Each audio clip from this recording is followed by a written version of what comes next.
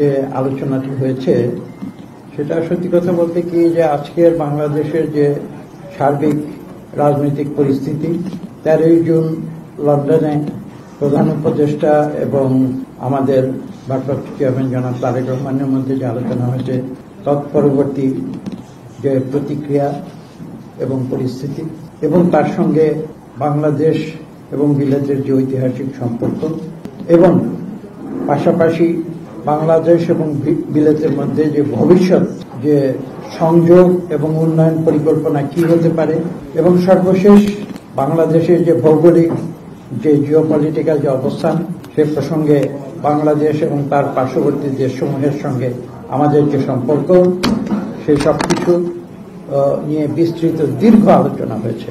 আমাদের মহাসচিব সাহেব তিনি এই আলোচনা নেতৃত্ব দিয়েছেন এবং বিলেতের পক্ষ থেকে ব্রিটিশ হাইকমিশনার আলোচনায় নেতৃত্ব দিয়েছেন। নির্বাচন নিয়ে তো আপনারা জানেন যে কথা এখন একটাই, সেটা হচ্ছে যে বাংলাদেশের মানুষের যে ইচ্ছার প্রতিফলন, বাংলাদেশের নতুন প্রজন্ম যারা দীর্ঘ 17 বছর যারা তাদের ভোট দিতে পারেনি এবং চিন্তা করে দেখুন 2008 সালে যারা 17 বছর বয়সের ছিল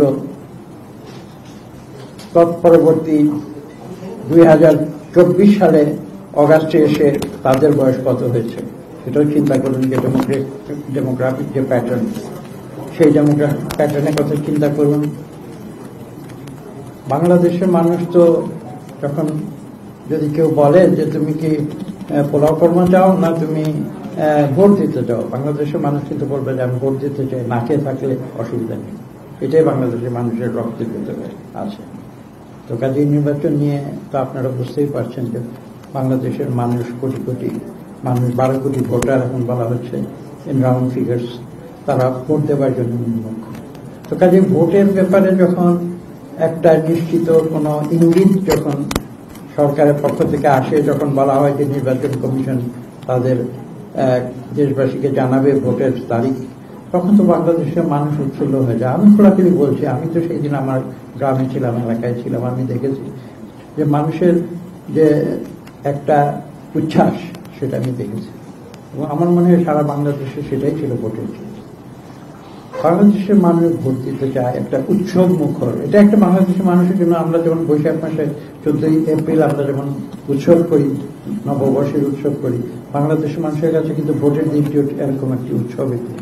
কাজেই তারা উন্মুখ হয়ে আছে কখন ভোট দেবে, কখন তাদের যে মৌলিক অধিকার তারা সেটা প্রয়োগ করবে এবং তাদের সত্যিকার যে প্রতিনিধি তাদেরকে নির্বাচিত করবে।